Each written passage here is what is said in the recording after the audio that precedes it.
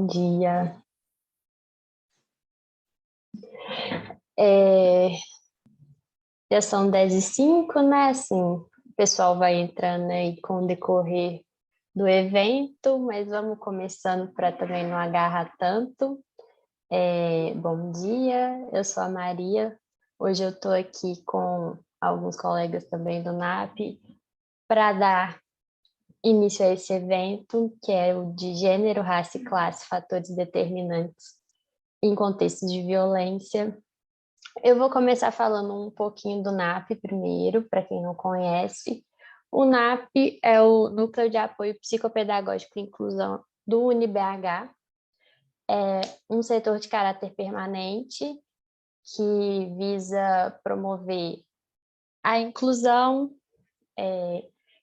acessibilidade em questões de deficiência. A gente também faz atendimentos psicopedagógicos voltados para aprendizagem, gestão de tempo. Ao longo do evento, a gente vai deixando aí nossos contatos, nossos links, lembrando que os atendimentos são para os alunos, né, do UniBH. Também estamos com o nosso calendário de eventos, né, para quem não sabe, quem chegou agora. Esse semestre a gente fez vários eventos, ainda temos alguns aí nesse finalzinho, nessa reta final, algumas oficinas. Se eu não me engano, é semana que vem, né, Bela? A de oratória. Semana que vem temos oficina de oratória, ainda temos evento de masculinidade, mais para frente, então fiquem ligados aí na nossa agenda. Vou me apresentar também, eu sou a Maria, atualmente eu estou como intérprete educacional 1, eu acompanho atualmente 3 alunos autistas da educação física. Eu era estagiária e como estagiária eu fazia atendimentos psicopedagógicos. Vou fazer minha autodescrição também. Eu sou uma mulher negra, de pele clara, com o cabelo cacheado na altura do ombro. Hoje eu estou com uma blusa preta e um casaco branco por cima. E eu uso óculos. Então, a gente pode começar com as convidadas se apresentando, falando um pouquinho aí do trabalho e depois a gente dá início às falas. Se alguma de vocês quiser começar, assim, se sentir à vontade, Núbia, Paloma, Jéssica, então, à vontade.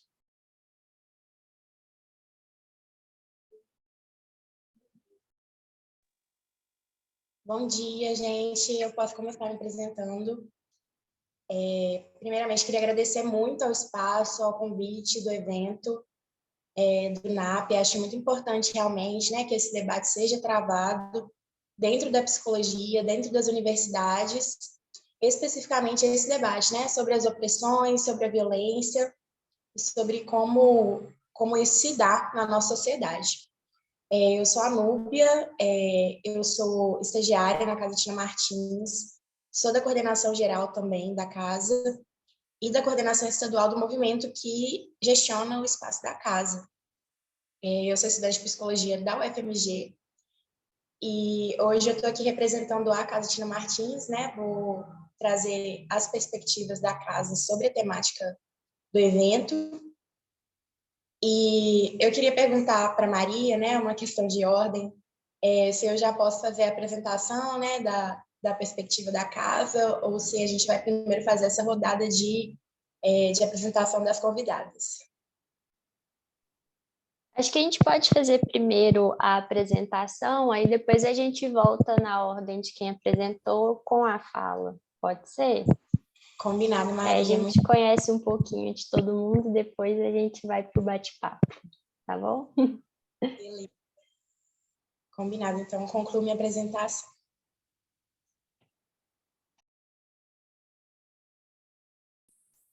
Bom, não sei se tem alguém na fila, mas já estou me candidatando. Primeiro, bom dia para todo mundo. Eu queria agradecer esse espaço, né? Eu sou a Paloma Lima, eu sou do Instituto Cidades Sustentáveis, então estou representando aqui a instituição.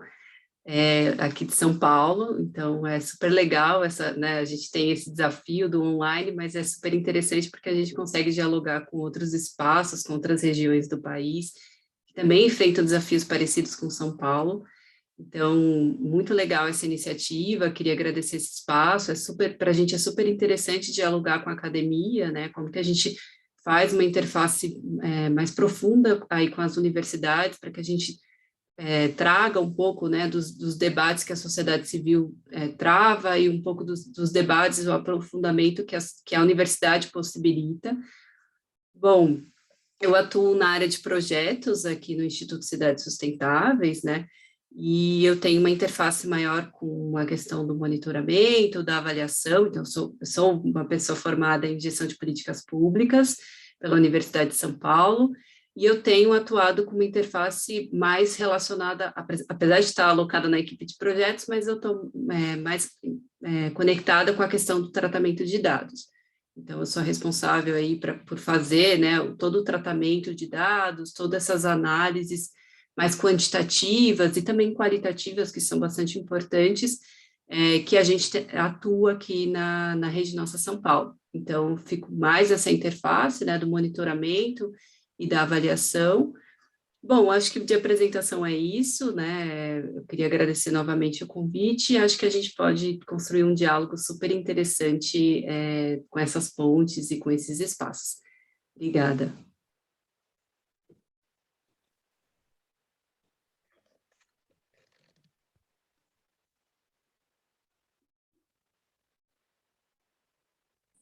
Posso ser a próxima?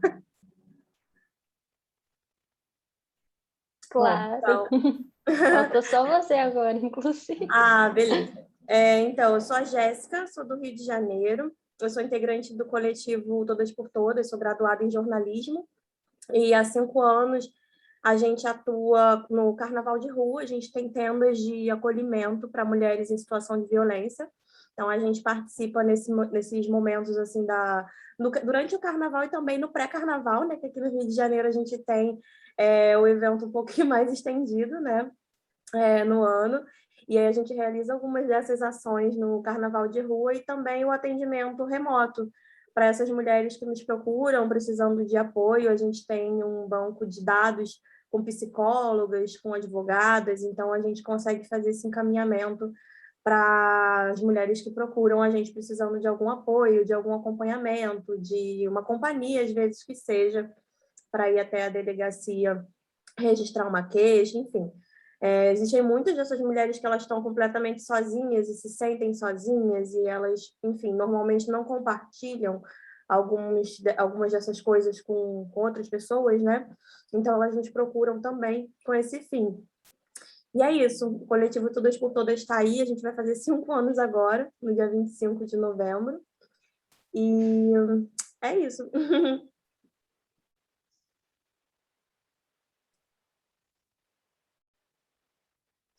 Então, vamos começar. A gente pode começar pela Núbia, que fazer essa ordem, né? Aí a gente vai seguindo. Então, Núbia pode ficar à vontade. Beleza, Maria. Novamente agradecer, né, pelo convite à Casa Tina Martins, o espaço que eu estou representando aqui. A Casa Tina Martins, ela fica em BH, né, de Minas Gerais, e ela é coordenada por um movimento de mulheres, que é o Movimento de Mulheres Olga Benário, do qual eu faço parte e também represento aqui. Primeiro, eu queria colocar, né, da importância desse debate, desse tema, né, da questão das opressões de raça e de classe e da interface com a opressão de gênero, e o quanto que isso determina na nossa sociedade, né, os delineamentos da violência, sobretudo da violência contra a mulher, né, que é o escopo ali do trabalho da Tina Martins. E eu queria começar apresentando também um pouquinho do que é a Tina Martins, né, do que foi esse projeto, de como a gente chegou a ser uma casa de referência, de acolhimento e de abrigamento. Nós começamos, né, a partir da perspectiva do movimento de mulheres Olga Benário, que é um movimento marxista, classista, de que a violência contra a mulher, né, ela requer da sociedade civil, ela requer dos movimentos sociais, das ações populares, ações de fato radicais. Porque o que a gente observa é, infelizmente, muita negligência do Estado acerca dessa questão, e os índices de violência aí sempre crescentes, as mulheres sempre morrendo, o ciclo de violência sempre continuando. E, nesse sentido, o nosso movimento aqui em BH é um movimento nacional, né, mas a nossa coordenação aqui de Minas Gerais decidiu, em 2016, no dia 8 de março, fazer uma ação realmente ali radical e transformadora, no sentido de chamar a atenção da sociedade e do próprio Estado para a questão da ausência de políticas públicas ou da ineficiência, né, dessas mesmas políticas aqui na regional de BH, no estado de Minas Gerais. Nesse sentido, né, nesse dia 8 de março de 2016, nós fizemos uma ocupação ali na rua Guaicurus, no que era o prédio do antigo bandejão da Escola de Engenharia da UFMG, que estava parado, sem função social, e a gente ocupou aquele espaço num ato reivindicando realmente essas políticas públicas, esses espaços de acolhimento voltados às mulheres em situação de violência. E no período da nossa ocupação, nós percebemos, né, que havia muita demanda das próprias mulheres de BH por um serviço de acolhimento como o nosso, um serviço alternativo ali que realmente tivesse uma perspectiva da população para a população, dado essas insuficiências dos serviços que existiam ou não existiam, né, na cidade, no estado de maneira geral. Então, a gente fez a ocupação de Tina Martins, resistimos lá por bastante tempo, e a partir de negociações com o próprio estado, com o próprio município, nos foi cedido um outro espaço, já na Rua Paraíba, ali na região do bairro Funcionários da Savassi, na região nobre de Belo Horizonte, e daquele espaço nós partimos para construir um serviço alternativo ali, um serviço pioneiro de acolhimento à violência no estado. Nós ficamos sabendo depois que a nossa ocupação foi a primeira ocupação de mulheres da América Latina. E esse foi um passo muito importante, assim, para, de fato, movimentar as redes de enfrentamento de violência da nossa cidade, do nosso estado, e mobilizar também a sociedade civil ao entorno, né, para essa questão. A gente passou a construir, então, esse serviço, né, de acolhimento, de abrigamento, de encaminhamento, a se integrar na rede de enfrentamento à violência, a se integrar com os outros serviços públicos da cidade, para tentar atuar sobre essa questão. E o nosso movimento, ele tem essa perspectiva de classe, né? O movimento de mulheres da binária tem essa perspectiva de classe. A nossa compreensão, né, da violência sobre as mulheres na sociedade que a gente vive perpassa aí a noção de que é a luta de classes, né, que move a história, e de que, além disso, as estruturas, né, patriarcais e racistas, elas são apropriadas pelo sistema capitalista no sentido de aprofundar a exploração do nosso povo mesmo. Então, nesse entendimento, a gente vê que são as mulheres pobres e são as mulheres pretas que mais sofrem com a violência institucional, com a violência do Estado, com a violência doméstica, com a violência psicológica que nós vemos aí no seio da nossa sociedade. E que isso requer realmente uma atuação transformadora, uma atuação de combate, né? Como diria aquela frase muito batida do Marx, é necessário transformar, né? Não só interpretar o mundo, mas transformar. Atuar no sentido de transformar essas relações, de modificar esse status quo, que a gente vê que não é nada positivo, que não favorece nem um pouco a maior parte da nossa população, que é a população das mulheres pobres, das mulheres trabalhadoras, das mulheres pretas. E partindo desse entendimento, a gente constrói o nosso serviço, né? Na casa, nós temos também várias equipes profissionais, nós temos a equipe de psicologia, a equipe jurídica, todos os trabalhos são voluntários, né? E nós passamos a desempenhar, então, esse acolhimento sempre na perspectiva de que são essas as mulheres que mais precisam de nós. E de que nós somos essas mulheres também, né? Não é à toa que nós somos um movimento de mulheres, é porque nós nos entendemos como parte desses processos e vivenciando também, né, as chagas dessas opressões aí que operam na nossa sociedade.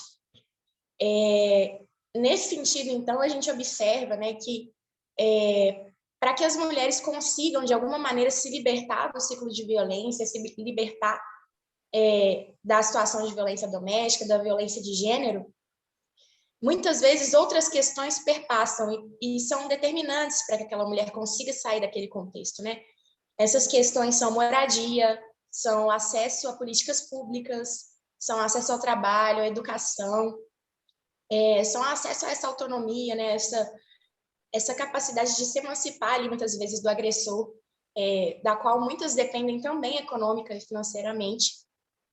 E isso atravessa, né, a questão de classe na nossa sociedade, porque nós vivemos um sistema, né, que é feito para poucos, um sistema que é feito para, né, a camada superior, a camada rica, e os nossos pobres, né, os nossos trabalhadores, eles são vítimas, né, da exploração que decorre desse sistema e da violência do Estado.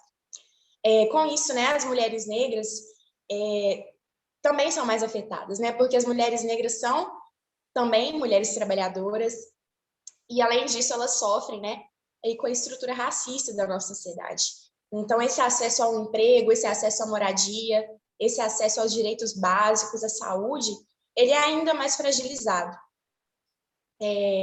Os índices de violência, né, a gente sabe que existe também uma subnotificação de casos, e a gente acredita que essa subnotificação ela recai com muito mais força sobre essas mulheres, sobre as mulheres da periferia, sobre as mulheres pobres, né, que muitas vezes, ao chegarem a uma delegacia, ao chegarem a um serviço de atendimento, sofrem ali a violência institucional, né, de serem relegadas, de serem culpabilizadas pela própria situação de vulnerabilidade, de violência, ao invés de encontrarem aquele acolhimento que elas necessitam, aquele encaminhamento, né, para, de alguma maneira, conseguirem sair de um lar violento, saírem de uma situação de vulnerabilidade. E é nesse sentido que a Casa Tina Martins pensou em atuar, né, justamente com essas mulheres, numa perspectiva de movimento social, numa perspectiva de luta, de emancipação através da coletividade, e sempre envisionando, né, essa questão de como opera a classe, né, o patriarcado e a estrutura racista da nossa sociedade nesse processo de violência que as mulheres vivem, né, que as mulheres são sujeitadas no nosso país. E esse processo, né, da Casa Tina Martins, ele desencadeou muitas coisas, tanto para nós, do movimento de mulheres OHB na área em específico, quanto para a cidade de Belo Horizonte, para as nossas ações a nível nacional, né? Hoje nós contamos com 5 casas de referência no território nacional. As demais 4 casas, né, a partir da Tina Martins, surgiram do nosso exemplo, surgiram da ação aqui em Belo Horizonte. Elas são localizadas, né, no estado de São Paulo, no estado do Rio Grande do Sul, e essas casas fornecem ali, a maneira das possibilidades do Estado, um serviço alternativo também de acolhimento à violência, de abrigamento, de encaminhamento, né, de tentar, de alguma maneira, solucionar, trazer alguma possibilidade, né, para o sofrimento das nossas mulheres. E isso para a gente é muito importante, né?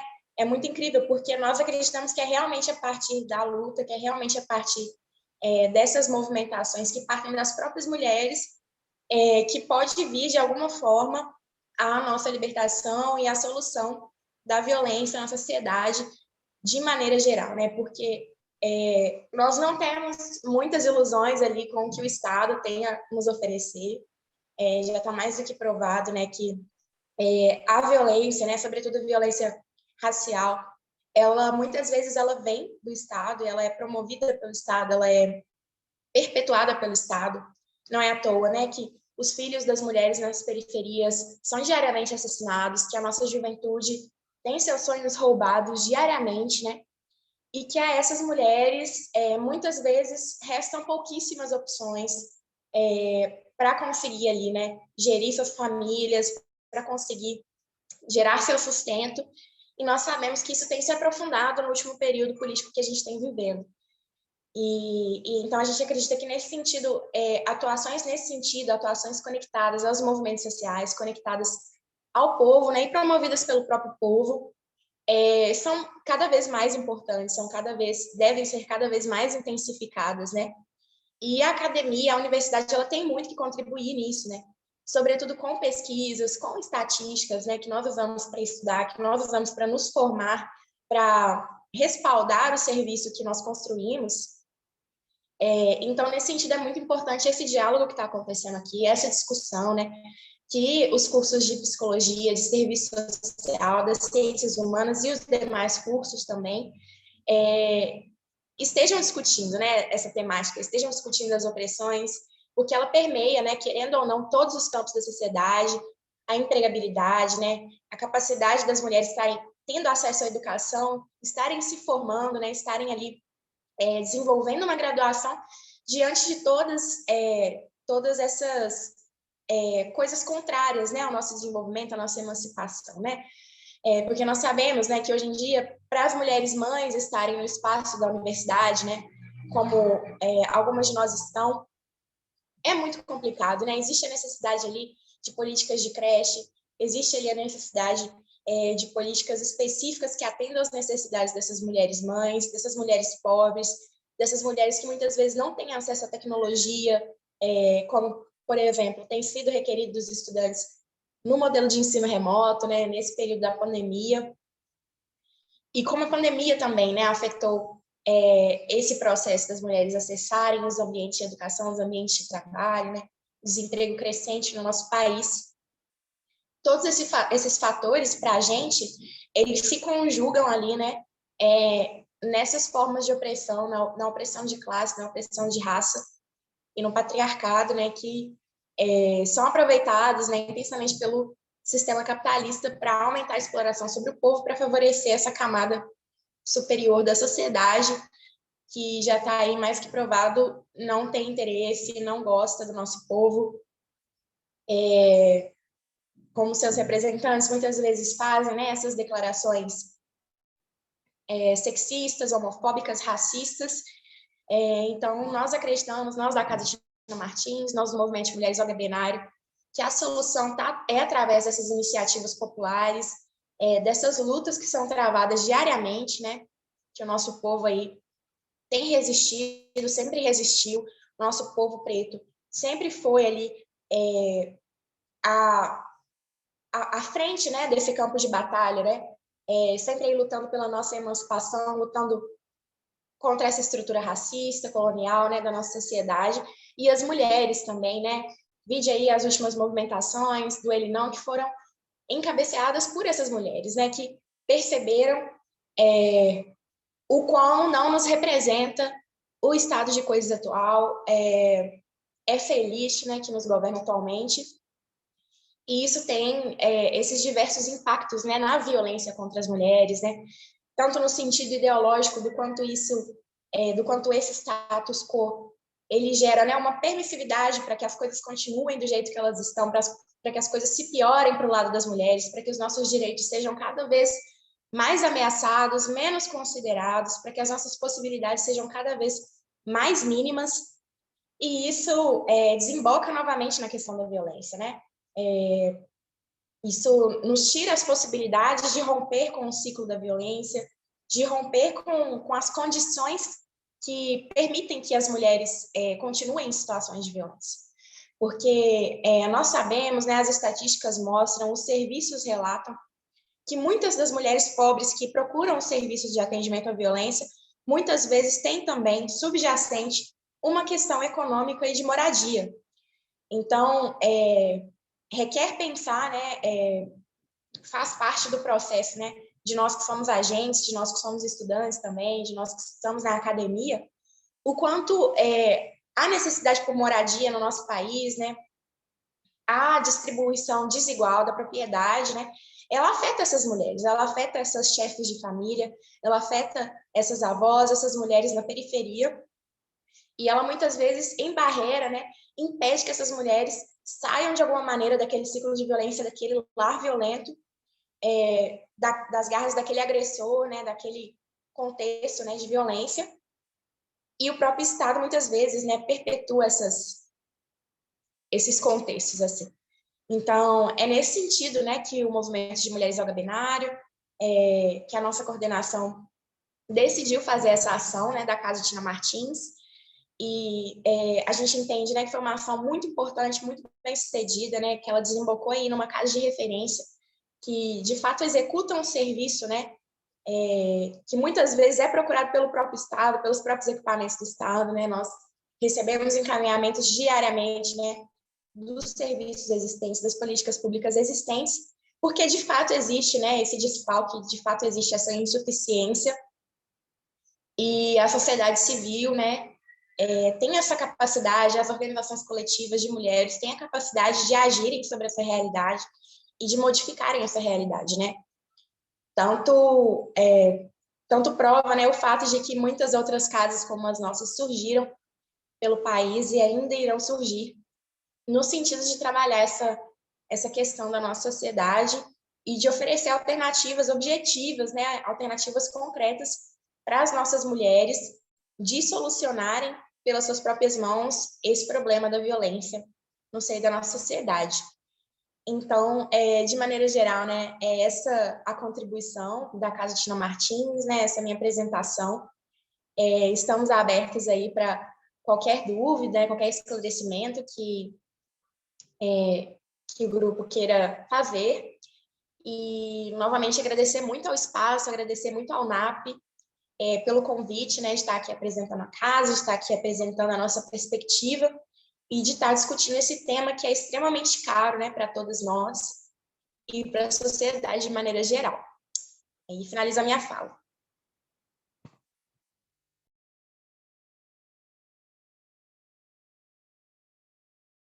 Muito obrigada, Núbia, foi maravilhosa a sua fala, muito potente. Com certeza vão surgir aí alguns questionamentos, o pessoal pode ficar à vontade para ir mandando aí no chat. Então vamos seguir, quem é a Paloma agora, né? Pela ordem, pode ficar à vontade, Paloma. Obrigada. Obrigada, Maria. Eu não sei se eu consigo, eu preparei uma apresentação bem rápida, acho que para ajudar também a visualizar um pouco o nosso trabalho. Eu vou tentar compartilhar aqui, deixa eu ver se eu consigo.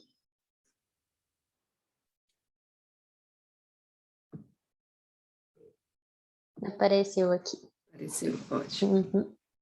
Então, bom, vou seguir também para a gente não perder tempo. Bom dia para quem ainda não falei, eu sou Paloma Lima, estou representando o Instituto Cidades Sustentáveis, né, super interessante esse convite, esse diálogo com a academia, né, para a gente super interessa. Eu vou apresentar um pouco de quem a gente é e aí um pouco dos nossos trabalhos, né, como que dialoga aqui com essa proposta de evento. Bom, então, o Instituto Cidades Sustentáveis é uma organização sem fins lucrativos, né? Então, a gente existe desde 2007 e a gente tem como missão promover a melhoria da qualidade de vida, principalmente no ambiente urbano, né? Que é o nosso principal foco. Nosso trabalho acontece dentro de um ciclo aí de soluções, dentro de 2 programas, né? Então, a Rede Nossa São Paulo, que é onde eu estou alocada, que inclusive nasceu primeiro que o Instituto, e o programa Cidades Sustentáveis, que vai olhar para o Brasil inteiro. Então, esses 2 programas dentro do Instituto, eles vão olhar, né, com essas 3 principais dimensões, que é esse aprimoramento da democracia como um eixo importante para que a gente avance, a redução das desigualdades, que para a gente é o nosso principal foco, e enfrentar as mudanças climáticas, né? A gente vê todo esse conjunto de dimensões interconectadas e essenciais para que, de fato, a gente avance nessa mudança estrutural das desigualdades que a gente tem no nosso país. Bom, então aqui é um pouco do nosso ciclo, né, de como que a gente atua, os nossos objetivos, nossos eixos de atuação. Então, a gente tem esses 4 principais eixos de atuação, que vai desde a de produção de conhecimento, de análises, de estudos, de materiais, e aí a gente tem, né, um compromisso com metas, uma gestão pública por metas. Então, a gente é pioneiro aí na criação do programa de metas em São Paulo e em outras cidades do país. E a gente tem essa questão do estímulo à participação da sociedade, com conselhos, né, com os GTs democráticos, que a gente também estimula nessa interface com o Instituto, para que, de fato, a gente, né, incida na construção de políticas públicas. Então, esses são os principais eixos de atuação do Instituto. E aí, trazendo um pouco já para o debate, né, como que a gente fala de gênero e desigualdade na cidade, né? Então, para isso, eu trouxe um pouco do nosso produto, que é o Mapa da Desigualdade, que é um produto que traz um diagnóstico aí da cidade, de uma série de fatores determinantes para a desigualdade, que é o tema do evento. Eu acho que a Núbia colocou muito bem isso, né? O quanto que as diversas desigualdades na cidade vão influenciar de uma forma muito significativa, sobretudo as mulheres negras, as mulheres pobres e as mulheres periféricas, né? Então, como que a gente traz análises de dados, né, diagnósticos, para que, de fato, a gente mostre onde essas desigualdades estão alocadas. A gente já sabe, né, quem atua com essa pauta já sabe onde está, mas o quanto é importante a gente trazer essa pauta, trazer essa agenda, para que as políticas públicas reflitam, né, e se moldem para mudar essa questão estrutural da desigualdade na cidade. Então, apresentando um pouquinho do nosso trabalho, né, a gente tem um mapa da desigualdade como principal produto para falar de desigualdade na cidade de São Paulo. Ele existe desde 2012 e ele traz dados dos 96 distritos da cidade, né? Então, a gente faz um recorte aí da cidade, um zoom, né? Para olhar como que cada território está posicionado em relação a determinado indicador. E aí a gente traz um conjunto de indicadores das diversas áreas de política pública, da administração pública, usando os próprios dados públicos, né, as próprias fontes públicas, para que a gente, de fato, traga aí uma consistência nessas análises, e a gente tem como objetivo auxiliar, né, na gestão e no planejamento municipal, e, sobretudo, identificar quais são as prioridades, né? Quais são as necessidades da população e do distrito, aonde as políticas públicas precisam ser priorizadas, né? Para onde que o poder público precisa olhar primeiro.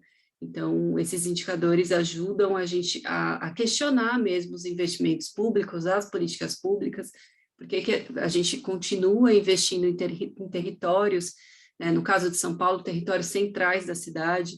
Por que a gente ainda mantém essa lógica se a gente tem uma série de indicadores e de dados que mostram a necessidade de outras regiões, necessidades estruturais? Então, como que a gente pressiona o poder público para que, de fato, os recursos públicos priorizem quem precisa mais? Então, esse é o principal objetivo aí do mapa da desigualdade. Enfim, e aí, com essa contribuição para elaborar políticas públicas, e em busca de preencher essa lacuna na difusão da informação, né? A gente tem um compromisso muito forte aqui no Instituto, não é só essa análise de dados por análise de dados, né? Não é só rodar dados quantitativos por rodar, ou produzir pesquisas por produzir, como que a gente transforma essas informações de uma forma mais simples, né? Para que as pessoas entendam o que acontece ali no seu território. Porque a gente traz informações para que as pessoas também consigam pleitear o que é relevante para elas no seu dia a dia, no seu cotidiano. Então, a gente tem um grande compromisso de fazer um pouco essa tradução, né, do que é falar de desigualdade, que é um fenômeno multidimensional, né? Quando a gente fala de desigualdade, ele extrapola o conceito de renda, né, ele extrapola o conceito de classe, que é extremamente importante para falar, mas não só isso, né? Quando a gente fala de desigualdade num país que é muito desigual, numa cidade que é muito desigual, como São Paulo, e tantas outras que a gente tem aqui no país, a gente precisa falar da desigualdade dos serviços públicos, a gente precisa falar da desigualdade dos direitos básicos. Então, tudo isso está conectado e influencia no dia a dia da população, sobretudo a população negra, e que mora nos territórios mais distantes aí das regiões centrais e do polo econômico da cidade.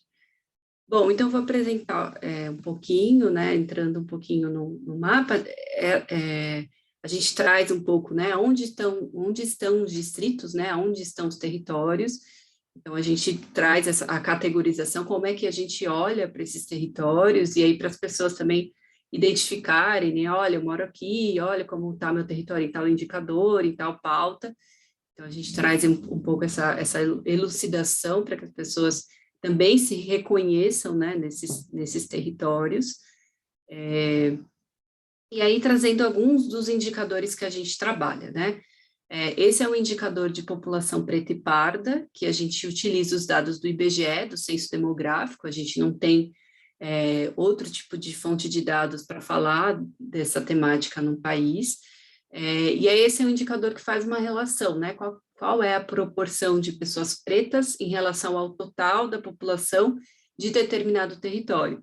E isso mostra muito, né? A gente consegue trabalhar bastante com esse indicador para mostrar essas desigualdades. Então, quando a gente olha para as cores mais escuras aqui do mapa, né? Esses extremos, a gente vê que a população preta e parda, em sua maioria, está localizada, né? Reside nos extremos da cidade, que também são os territórios que têm maior vulnerabilidade, né? Quando a gente olha outros indicadores, quando a gente faz essa sobreposição de dados, a gente vê essa repetição de territórios, né?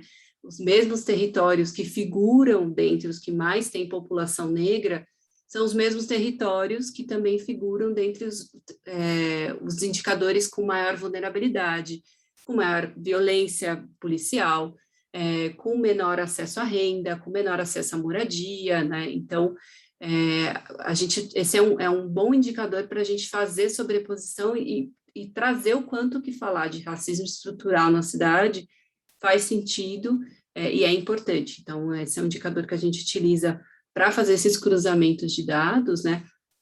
E aí, só explicando um pouco a metodologia do mapa, a gente faz uma relação entre o maior e o menor, né? Nesse caso é maior e menor porque não existe um juízo de valor, é um indicador demográfico, então não é necessário, não é ruim que um distrito tenha mais pessoas pretas ou menos pessoas pretas e pardas.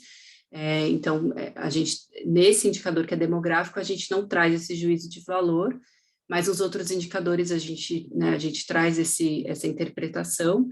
Então, o distrito de Moema, né, ali essa região mais central da cidade, é o distrito que tem a menor proporção de população preta e parda em relação ao todo da população, e o distrito de Jardim Ângela, que fica mais aqui próximo ao extremo sul da cidade, né, conectando com regiões metropolitanas, é o distrito que tem a maior proporção de população preta e parda da cidade. A gente traz a média da cidade para fazer essa comparação, então, para a gente saber, localizar um pouco aonde a gente está. Ai, meu Deus, acho que alguém está com o microfone aberto.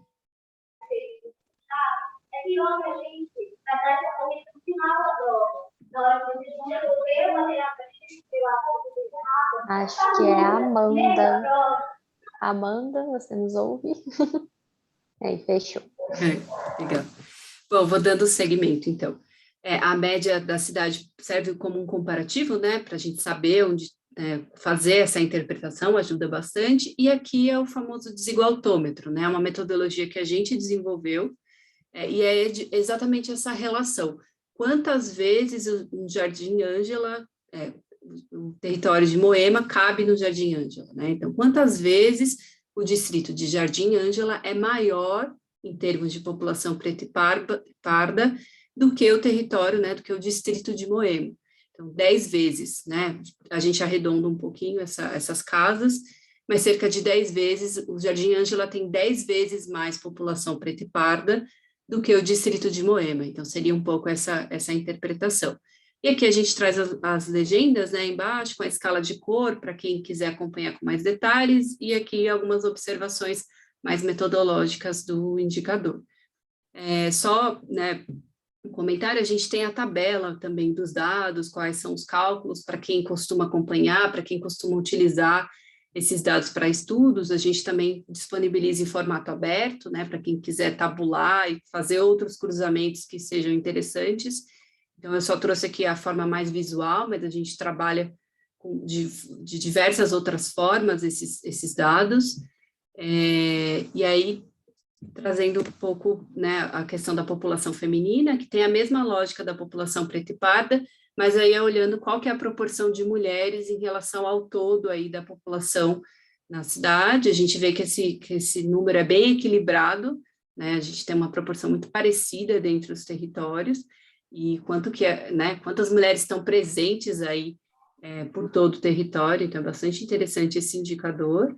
E a interpretação é a mesma, né? Não existe um pior ou melhor, é só um maior e menor, só para a gente acompanhar. Bom, e agora saindo, né, desses indicadores demográficos que falam um pouco do perfil, né, da cidade, eu vou entrar no indicador mais específico para a temática, né?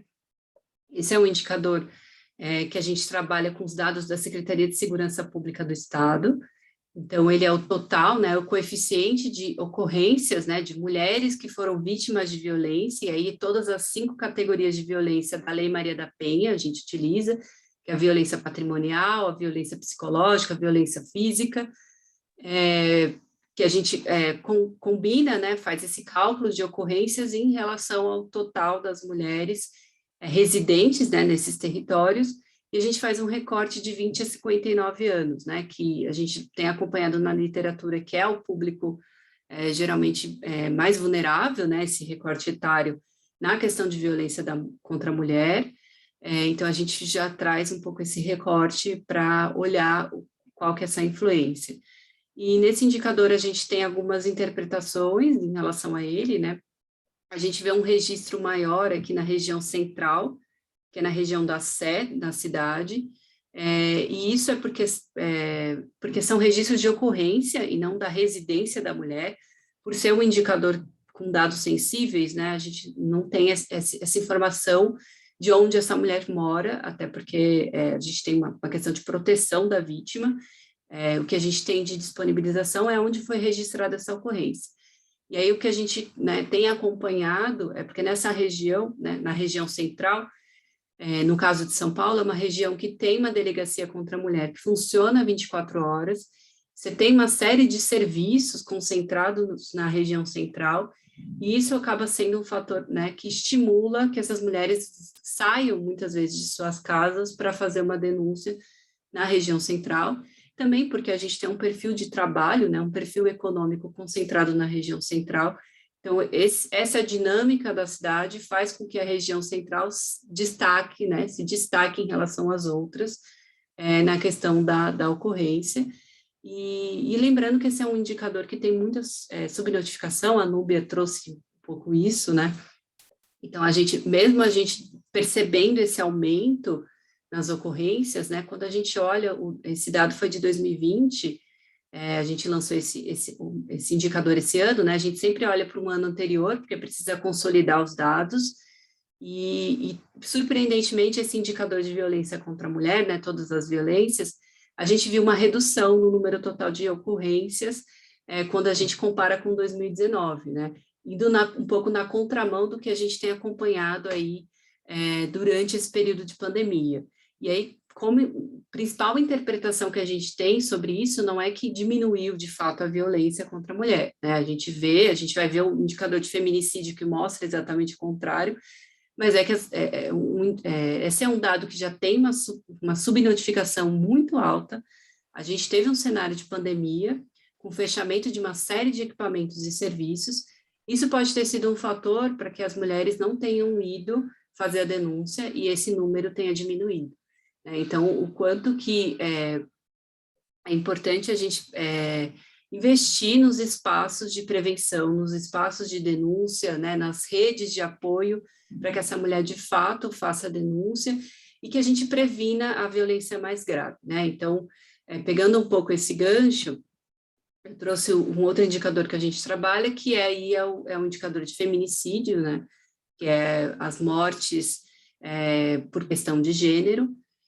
Também a gente faz esse recorte etário e a gente tem uma surpresa bastante triste, né? Então, a gente vê num outro indicador que você tem uma redução, mas quando você olha o indicador de feminicídio, a gente vê o distrito, por exemplo, de Guaianazes, despontando, disparando em relação ao ano anterior e em relação aos outros distritos, né?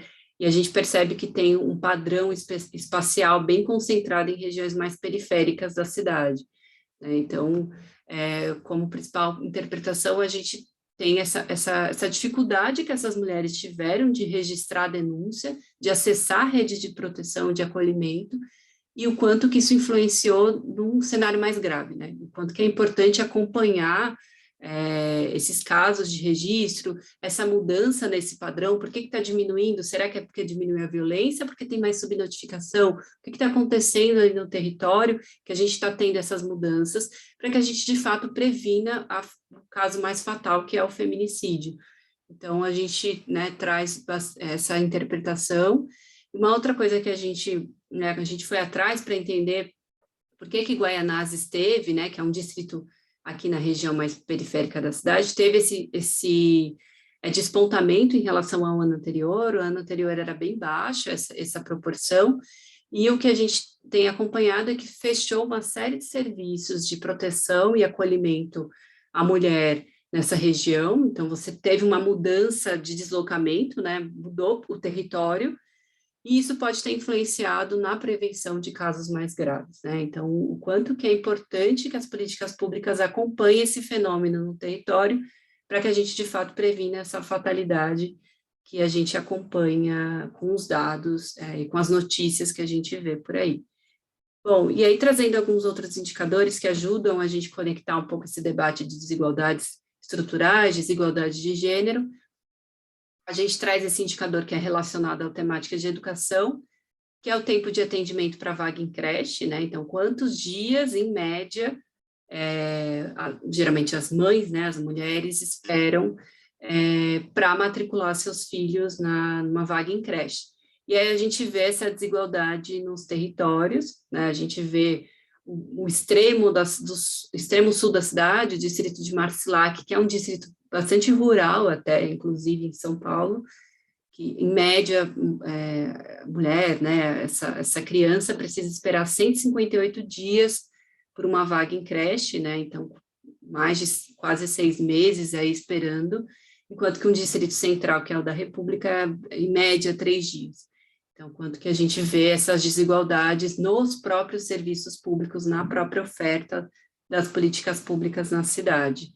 E isso influencia numa série de outros indicadores, né? A gente sabe o quanto que isso influencia no acesso ao trabalho, o quanto que isso impactou, né, essas mulheres durante esse período de pandemia, quantas mulheres precisaram conciliar com uma série de outras atividades e tiveram muitas vezes que sair dos seus empregos porque as creches fecharam, porque as escolas fecharam, e a gente sabe da sobrecarga que o cuidado do lar, que o cuidado com os filhos, ele ocasiona na vida das mulheres, sobretudo as mulheres vulneráveis, que não têm outras redes de apoio e que não têm o Estado também para contar. Então, a gente traz esse indicador porque ele se relaciona com uma outra série de acesso a direitos que essas mulheres são negadas por conta dessa má distribuição das políticas públicas no território. Bom, vou passando agora um pouco mais rápido, só para não estourar o tempo.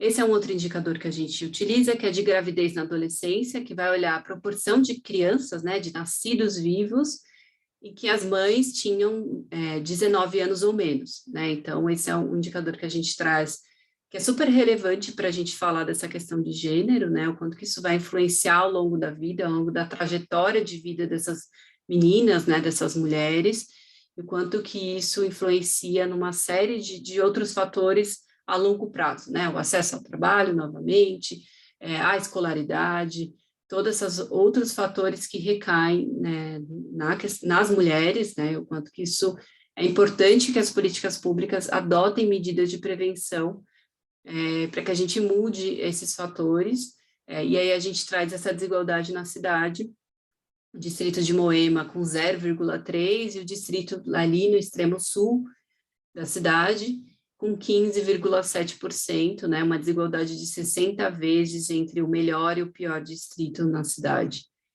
Bom, e aí passando, e aqui eu vou trazer um outro tema bem rápido, só para a gente também não estourar, Esse é um outro trabalho que a gente desenvolve uma pesquisa de percepção sobre mulher. Então, a gente traz esse recorte específico para gênero todos os anos. Essa pesquisa ela tem parceria com o Instituto de Pesquisa e Inteligência, né, o antigo IBOP, hoje atualmente é o IPEC. Essa é uma pesquisa de opinião, né, a gente tem um universo de 800 entrevistas, né, um universo amostral, e a gente faz também um recorte só para mulheres, né, a gente traz um pouco esse recorte só para mulheres, para a gente fazer algumas perguntas que são mais sensíveis à questão de gênero, como, por exemplo, a questão do assédio, né, e da violência de gênero. E aí, só apresentando bem rapidamente para vocês, né, a gente tem um grande destaque aí em 2021 em relação a 2020, que foi esse ano de pandemia, a questão da sobrecarga na divisão dos afazeres domésticos, né, e aí a gente faz esse recorte entre homens e mulheres, para a gente trazer um pouco dessa diferença na percepção, né, quando a gente pergunta se os afazeres domésticos, né, se os afazeres da casa são divididos igualmente, os homens respondem, né, 55% dos homens acham que dividem igualmente os afazeres com as mulheres. Quando a gente pergunta isso para as mulheres, esse percentual não é bem assim, né? Apenas 40% das mulheres afirmam que são divididos igualmente entre homens e mulheres. A gente traz esse recorte para trazer exatamente essa percepção da sobrecarga no lar, quando a gente olha, né, para as duas perspectivas e quanto isso impacta aí no dia a dia das mulheres, e isso foi muito mais latente no cenário de pandemia que a gente ainda está passando no país. E aí algumas outras perguntas, né, a gente fala do assédio sexual, e a gente pergunta para todo mundo, entre homens e mulheres, a gente vem mostrando que vem aumentando essa percepção de que, né, as mulheres sofrem assédio sexual e violência, mesmo os homens têm percebido isso mais, né, e eu acho que isso é advindo, né, também das campanhas de conscientização, do trabalho de organizações como a que a Núbia apresentou, como a que a Jéssica trabalha, então, como que a gente traz esse debate à tona, e para de invisibilizar o assédio, né, a violência contra a mulher na cidade, no país, enfim, nos espaços públicos. Então, acho que, né, a gente tem uma percepção desse aumento ao longo dos anos, e muito advindo dessas campanhas de conscientização que a gente tem avançado ao longo principalmente dos últimos anos aqui no país. E aí a gente pergunta dos espaços públicos, né, onde que as pessoas falam, né, principalmente as mulheres, aqui é o recorte para mulheres especificamente, onde elas têm sofrido mais assédio, e aí o transporte coletivo vem disparado, né, como maior proporção aí na cidade, e seguido do ambiente de trabalho, né, e a gente tem visto essa mudança de percepção, principalmente nos últimos anos, e aí, como algumas interpretações, esse acesso das mulheres ao mercado de trabalho, né, e o quanto que isso vai impactar numa sociedade extremamente machista e patriarcal que a gente tem. Então, a gente sempre comenta, né, as mulheres não têm, né, mulheres sofrem violência o tempo todo e elas não se sentem seguras em lugar nenhum, né? Então, é um pouco essa interpretação que a gente tem nessa pergunta, sobretudo quando a gente fala de espaços públicos, é onde as mulheres sentem mais medo de sofrerem assédio, é onde as mulheres mais sofrem assédio cotidianamente. E aí, a gente faz alguns recortes, né, nos ambientes, qual que é a classe social, qual que é o recorte de renda, e aí a gente faz alguns cruzamentos de que quem sofre mais no transporte público é quem mais precisa utilizar, né, então são as pessoas com um recorte de renda menor, então como que a gente também faz esses cruzamentos para entender, né, como que isso impacta no dia a dia da população. E, por fim, a gente pergunta sobre os canais de denúncia que têm sido mais utilizados, né? A gente tem visto, nos últimos anos, um aumento muito significativo nos aplicativos como o celular, o Clique, né, o Disque 180, o Mete a Colher, são alguns aplicativos que a gente tem, e a gente vem percebendo o quanto é é isso, né? A importância de a gente garantir ambientes seguros para que essas mulheres denunciem, né? A gente sabe que os espaços públicos, que as delegacias de mulher estão muito aquém de serem espaços seguros, que as mulheres se sintam seguras para denunciar, né? Então, o quanto que, né, esses outros meios digitais têm crescido por conta desse ambiente que não existe de acolhimento, então, quanto é importante a gente fortalecer outros espaços, né? E aí a gente tem esse recorte, né, o quanto ainda a questão de classe, de renda é influenciado por alguns espaços, né? Então, quando a Núbia trouxe, né, acho que isso se conecta bastante com esses resultados. Essas mulheres de regiões, de territórios mais vulneráveis, voltei. Essas mulheres que residem em territórios mais vulneráveis, elas vão denunciar na denúncia presencial, que geralmente são os canais que elas optam, e elas sofrem uma série de outras violências de gênero, de raça, enfim, uma série de outras violações de direitos, né? Então, essas mulheres não estão protegidas em momento nenhum, né? Nem dentro de casa com o agressor e nem quando elas vão aí fazer a denúncia nos espaços públicos. Bom, e para encerrar, né, a gente sempre traz um pouco essa reflexão, né, que a desigualdade ela tem gênero, ela tem cor, e no caso de São Paulo, mas eu acho que de outras cidades isso também é muito importante, ela tem endereço, né? Então, essa é a importância do território para que a gente fale, né, o quanto as políticas públicas precisam ser fortalecidas e o quanto elas precisam olhar para os públicos vulneráveis, né? O quanto que isso está interconectado e a gente precisa avançar. E aí eu trago, né, algumas conclusões bem gerais, né, das múltiplas desigualdades de gênero, a questão da desigualdade estrutural, que a Núbia falou muito bem, então, o quanto isso sobrecai, né, nas mulheres negras e pobres e possibilita a sua mobilidade social. A gente vê os impactos da pandemia sobre questões de gênero, né, o quanto que esse modelo de sociedade em que a lógica do cuidado é voltada às mulheres sobrecarregou e continua sobrecarregando as mulheres nesse momento de pandemia, né? E a questão do aumento da violência contra a mulher, com essa maior exposição com agressão em suas casas, essa redução de redes de apoio, né, nesse período de fechamento, enfim, e uma série de outras variáveis que a gente precisa olhar e que a gente precisa pesar para falar da desigualdade estrutural e da diversidade dos territórios para investir em políticas públicas.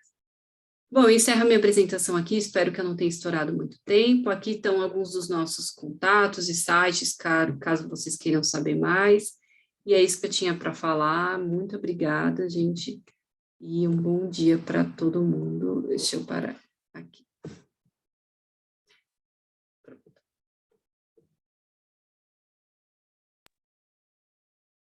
Incrível a sua fala, assim, a gente vê nos dados números chocantes de violência e que no dia a dia a gente convive com isso, e ver esses números, assim, tão grandes dá uma coisa até ruim, assim, na gente, porque a gente vê que a desigualdade realmente está um pouco longe de acabar, infelizmente. Foi muito boa sua fala, o pessoal pode ir deixando aí comentários, tem vários comentários aqui no chat já, mas acho que eu vou deixar primeiro a Jéssica fazer a fala dela e depois a gente vai passando os comentários. Fica à vontade, Jéssica. Beleza, obrigada, Maria. Eu não vou me alongar muito também para a gente ter esse momento depois de troca, não estourar muito tempo também. Agradeço muito pelo convite, né? A Tabata também, Nayane. Embora, né, muitos eventos e debates ainda estejam acontecendo online, é muito importante a gente não parar, né? Especialmente para falar de assuntos importantes, como é o caso aqui hoje. A gente precisa estar com isso sempre presente, né, nas nossas vivências, nas nossas reflexões, nas nossas práticas cotidianas. Então, há uma necessidade real, né, de se manter constante essa luta contra as opressões raciais, opressões de gênero, contra o silenciamento, a marginalização, a exclusão desses grupos, né? E eu falo isso porque, para Todas por Todas, né, é imprescindível, né? Quem não pegou no começo, nós somos um coletivo do Rio de Janeiro, capital, e a nossa atuação ela é voltada para o acolhimento e orientação para mulheres vítimas de violência, vítimas de assédio, violência psicológica, abuso. E o coletivo ele funciona como uma rede de apoio mesmo, né? Então, para a gente é essencial ter essa compreensão dos diferentes contextos de violência, não só porque a gente está ali vendo quem é que chega buscando ajuda, mas também porque a gente sabe, né, quem são essas mulheres mais vitimadas, né? Então, sei lá, só no Brasil, mais 60%, 65%, acredito, das mulheres assassinadas de forma violenta, elas são mulheres negras, né? Isso é um dado do Atlas da Violência desse ano. Eu acho que é em torno de 65, se eu não estou enganada, não me lembro bem de cabeça. Eu trouxe uns dados para falar um pouquinho no final, eu vou chegar lá.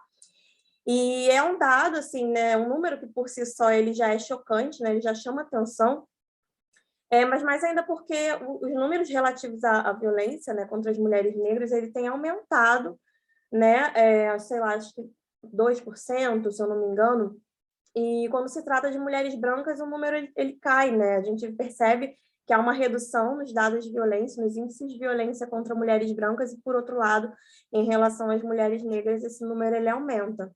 Então, é muito importante para a gente reconhecer, né, as conquistas históricas das mulheres, no sentido de, hoje, existirem políticas públicas, mecanismos de proteção, serviços de apoio, assistência, e sem falar, assim, também acesso à informação, como a Paloma colocou, né, que isso conta muito. Por exemplo, reconhecer quando você está numa situação de vulnerabilidade, saber quais são os caminhos para você realizar uma denúncia, ou mesmo se sentir encorajada para isso, né?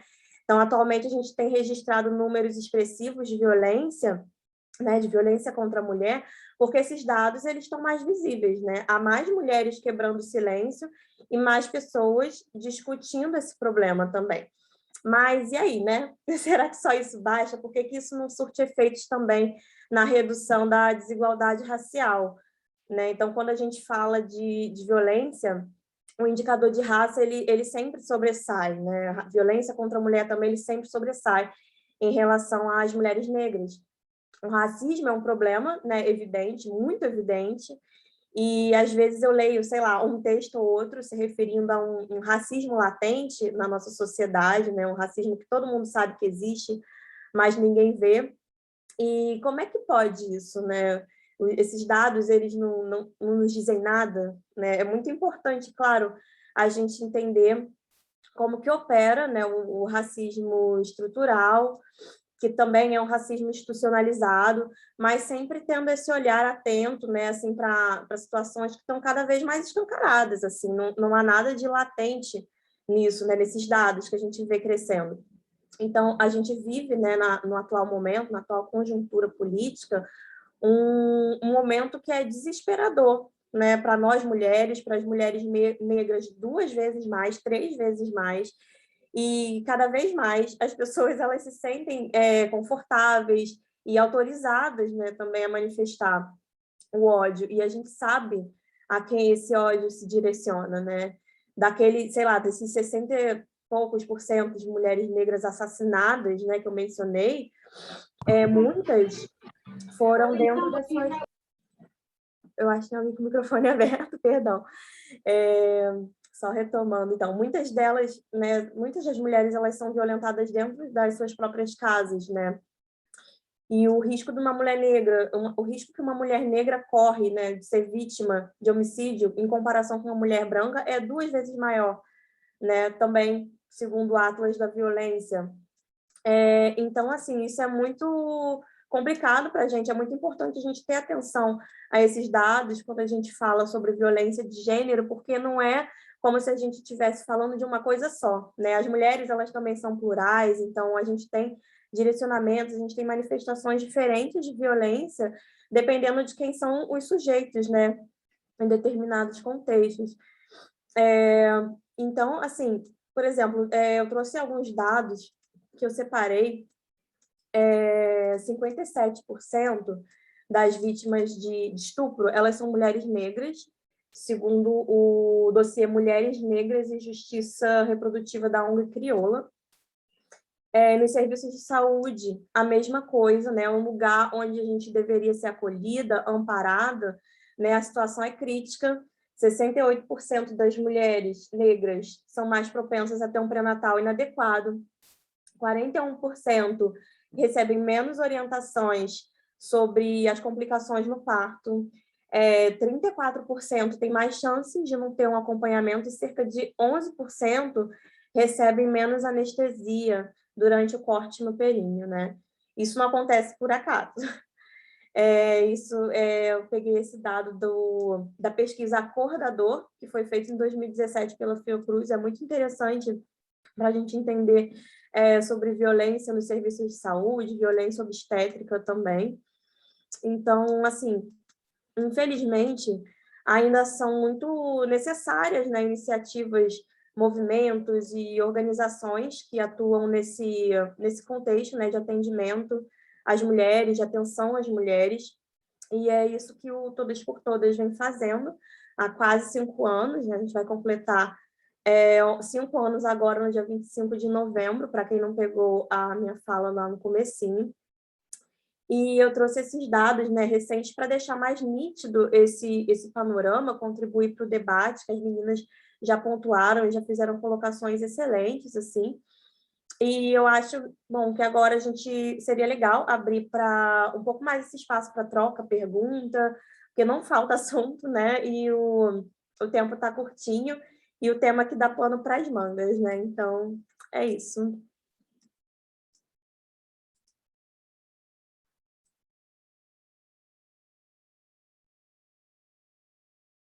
Vocês estão me vendo e me ouvindo, gente? A minha internet está um pouco ruim.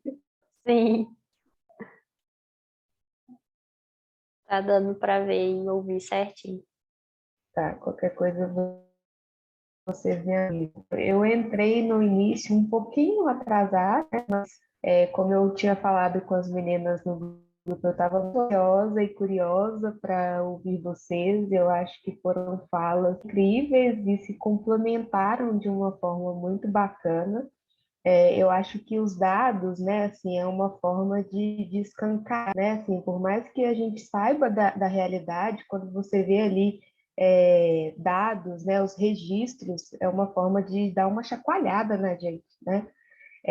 Acho que a gente pode retomar um pouco aqui os comentários, umas perguntas, assim, na verdade eu tenho várias, né, mas a Jéssica falou, acho que seria interessante para esse diálogo aí, então quem quiser fazer perguntas pode ficar à vontade.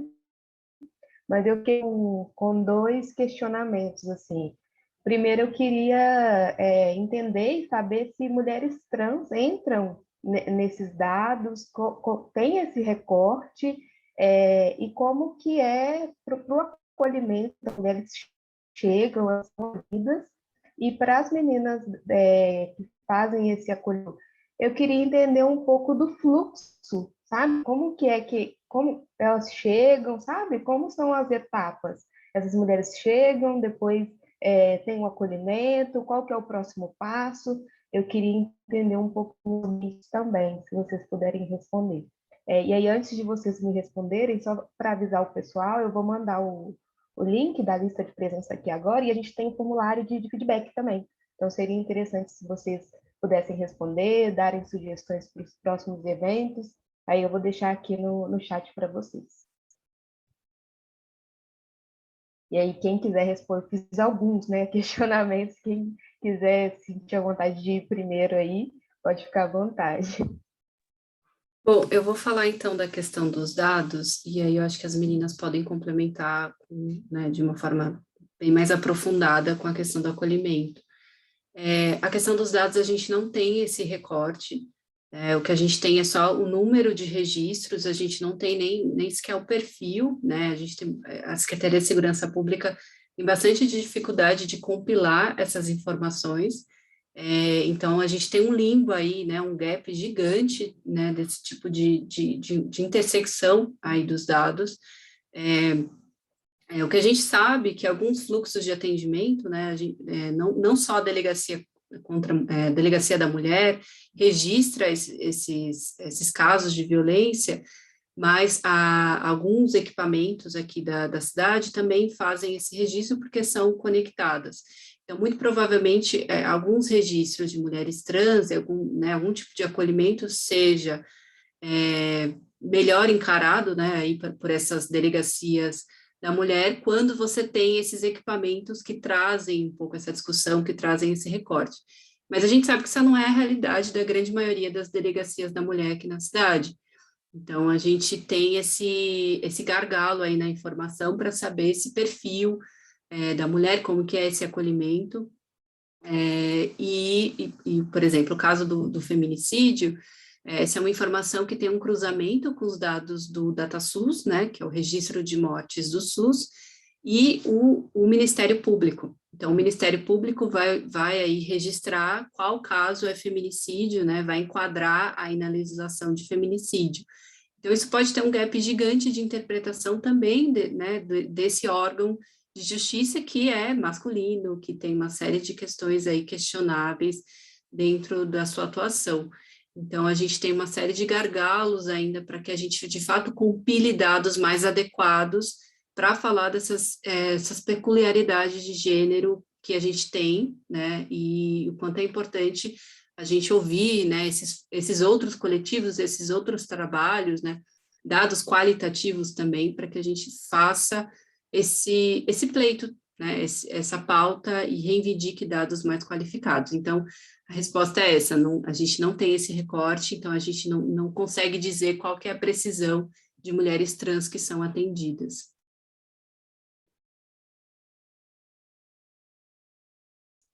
Eu posso responder também sobre o acolhimento, não sei se Núbia está aí, acho que Núbia pode falar também, mas, assim, no Todas por Todas, nós somos um coletivo pequeno, né, e atualmente faltam alguns braços, né, a gente teve algumas meninas saindo da equipe no ano passado, então a gente está com menos pessoas.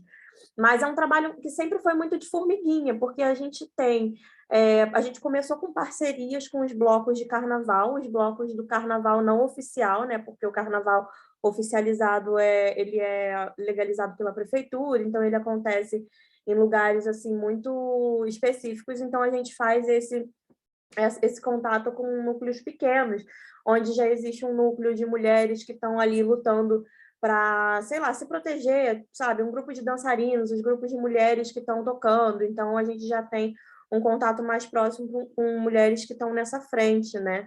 Então, a gente recebe muita denúncia de assédio dentro dos blocos mesmo, assédio de foliães e assédio de meninas integrantes dos blocos de carnaval. Ao longo do ano, a gente faz muito uma busca ativa também, porque a gente recebe alguns encaminhamentos de pessoas que conhecem o trabalho do coletivo, e também a gente busca, por exemplo, eu tenho uma amiga minha que ela é médica, ela trabalha na rede de atenção primária. Ela recebe muita denúncia de violência doméstica, inclusive de mulheres da equipe dela. Então, ela sabe que o coletivo faz esse encaminhamento, sei lá, a gente atende prioritariamente mulheres de baixa renda, mulheres que não têm condições de arcar com os custos de orientação jurídica, atendimento psicológico. Então, a gente faz essa triagem, né? A gente já recebe a galera que sabe que a gente encaminha quando você não tem condições de arcar com esse custo. E aí a gente tem um banco de dados com psicólogas e advogadas. Atualmente a gente tem 2 advogadas atuando junto conosco como colaboradoras e uma psicóloga. Como a demanda para advogada é muito maior, no momento a gente tem conseguido suprir a necessidade. E na pandemia, né, desde o ano passado, a gente teve uma diminuição muito grande do número de mulheres nos procurando. Não só porque não estavam acontecendo os eventos, mas, assim, um dado que Paloma e Núbia trouxeram também é que como que essas denúncias elas diminuem na pandemia, né, como que os casos são subnotificados, não só pela dificuldade de acesso aos mecanismos para realizar uma denúncia, mas também com a proximidade com o seu agressor, né? Que normalmente ele está ali dentro de casa, então é muito mais fácil manter essa vigilância, né? Então, basicamente é isso. A gente teve uma diminuição, mas ainda existe muita gente procurando o serviço, sabe, pontualmente. mas desde 2020 a queda tem sido bem chocante. Oi, eu posso responder também sobre a questão do fluxo de atendimento. Na Tina Martins, as mulheres chegam até nós ou pelas nossas redes, ou pelo nosso telefone, ou até mesmo no espaço da casa, né? Essas demandas a gente chama de demandas espontâneas, que as próprias mulheres nos buscam, ou elas chegam encaminhadas de outros serviços, né? Muitas vezes as próprias delegacias, os próprios serviços públicos, os próprios equipamentos do Estado também nos encaminham as mulheres. E a partir desse momento, as mulheres passam por um processo que nós chamamos de acolhimento, que é essa conversa, né, individualizada, ali aquela escuta atenta ao que a mulher traz, né, ao que são as demandas dela, o que ela deseja do espaço e o que nós podemos articular e contribuir ali para a demanda dela ser resolvida da melhor maneira possível. Acontece também, né, de muitas mulheres trans chegarem até nós, então nós temos ali esse contato com outros serviços, o Centro de Referência LGBT aqui em Belo Horizonte, né, é um serviço em que nós buscamos apoio muitas vezes, a rede SUS também é muito necessária, a rede de assistência social também é muito necessária nesses processos, e na casa nós fazemos, né, atendimentos ali voluntários, gratuitos, psicológicos e também jurídicos, né? Além dos encaminhamentos para a rede que já existe no Estado, e as nossas soluções internas, né?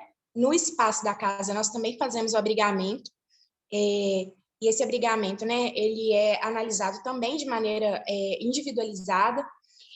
Dentro do serviço, a Casa Tina Martins, ela se parece muito mais com uma casa de passagem, pelo tempo, né, que nós conseguimos ofertar de abrigamento ali, pelo fluxo de demanda que nós temos, mas ao mesmo tempo também não exatamente se adequa a esse perfil, né, de casa de passagem, pois muitas demandas ali demoram mais tempo, a mulher precisa de ficar mais tempo no espaço para se reorganizar, né?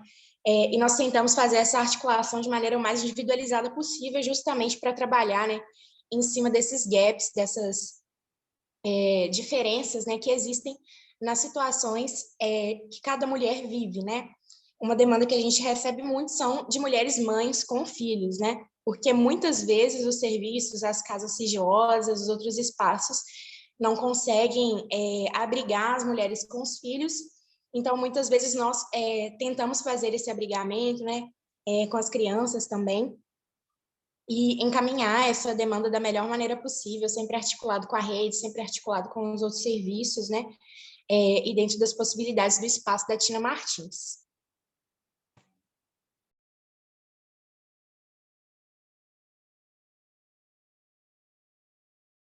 Obrigada, gente, por responder, né? O pessoal está elogiando bastante aqui no chat o evento, a fala, de agradecer a interação do pessoal, né? Teve uma pessoa que elogiou também os intérpretes, que é muito importante para a gente ter aqui nos nossos eventos. Tabata e Bruno são incríveis. E aí eu queria saber se alguém quer fazer alguma pergunta. Pode ficar à vontade, gente. Abre câmera, a gente não liga de ver pijama. Pode abrir o microfone. Aproveita para perguntar. Podem se sentir à vontade. Thaisa fez uma colocação no início, né, escancarando essa dificuldade de... Eu perdi aqui agora o comentário, mas eu lembro que eu li aqui, escancarando essa dificuldade de procurar ajuda, né, assim, de ir numa delegacia e ser colocada como culpada e não como vítima. E aí é um exemplo, né, de tudo que a gente está construindo aqui nesse diálogo.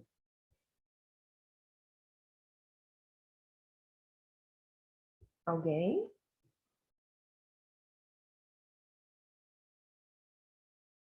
Breno fez uma pergunta. Vocês pretendem estender esses espaços de acolhimento para outras cidades?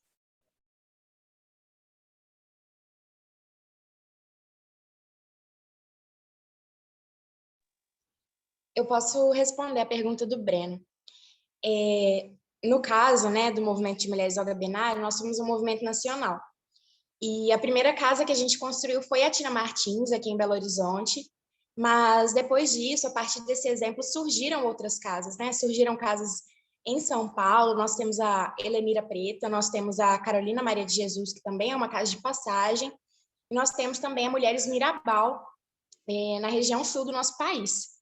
E nós pretendemos, sim, continuar a crescer esse serviço, né?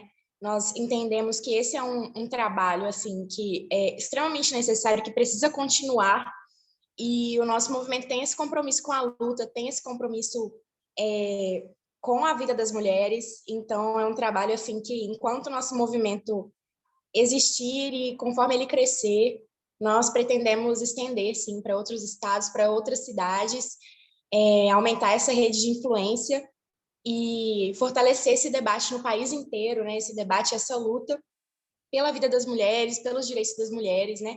E contra a violência de gênero. Queria só complementar a fala da Núbia, que, no caso, como nós do coletivo, a gente não tem um espaço físico, né? A gente tem essa atuação itinerante, a gente já realizou algumas ações fora do estado do Rio, a gente já realizou em outros municípios daqui do estado do Rio, em São Paulo, no Carnaval de São Paulo, e em Brasília também, no Ronk Rio. Se eu não me engano, até em BH, mas eu não tenho certeza. Mas eram ações, assim, de entrega de material informativo. A gente não estava realizando atendimento, porque para isso a gente depende de deslocamento de estrutura. A gente tem a nossa estrutura própria, que é uma tenda, a gente tem as mesas, as cadeiras que a gente conseguiu através de vaquinha virtual, né? Então, a gente tem toda essa estrutura, só que para a gente conseguir deslocar isso para outros estados e fazer essa passagem, né, por vários pontos da cidade, por vários blocos, é muito difícil, porque aqui no Rio a gente consegue um lugar para deixar, durante os dias de carnaval, vamos deixar num galpão aqui, e aí nos dias a gente consegue um frete para ir levando. Em outros estados a gente já não consegue isso com tanta facilidade, então, no momento a gente não tem nenhuma previsão até de retomar, porque no carnaval do ano que vem é muito provável que a gente também não esteja fazendo essa ação nas ruas, a gente vai manter o atendimento remoto, a gente vai manter o contato com os blocos de carnaval para entender as demandas de violência e assédio dentro dos blocos, e no carnaval de rua, caso aconteça, mas devido à pandemia a gente está evitando essa exposição.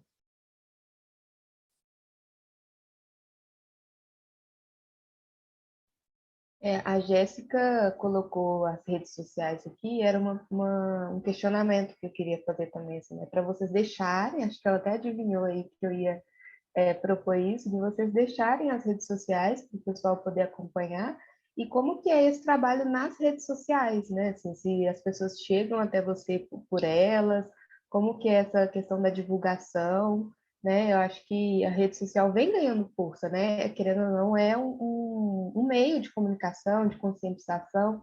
Então, como que é esse trabalho aí pelas redes sociais?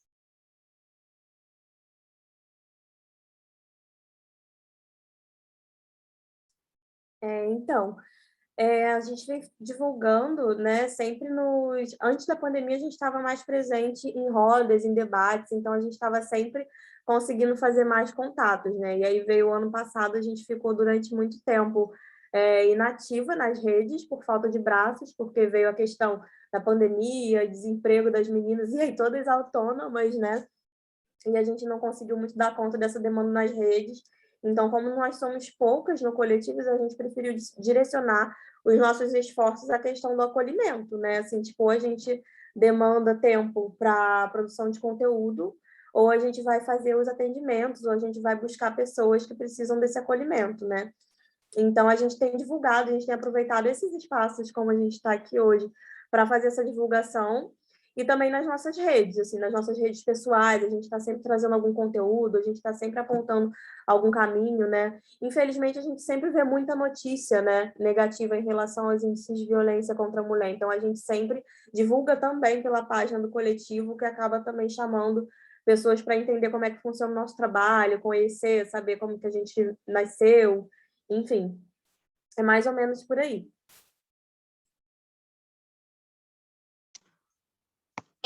Em relação à Casa Tina Martins, ao Movimento de Mulheres ao Gabinário, eu coloquei no chat, né, o link das nossas redes, o Linktree da casa também, e nós fazemos também, né, esse trabalho virtual que a gente considera muito importante, nós recebemos muitas demandas por esse meio também, e um trabalho de divulgação também, né, das nossas ações, dos nossos movimentos, dos nossos eventos e das casas de maneira geral. Então, estamos aí disponível nas redes sociais, as pessoas podem entrar em contato por lá, podem conhecer o nosso trabalho por lá, e a gente está sempre presente nesses espaços também.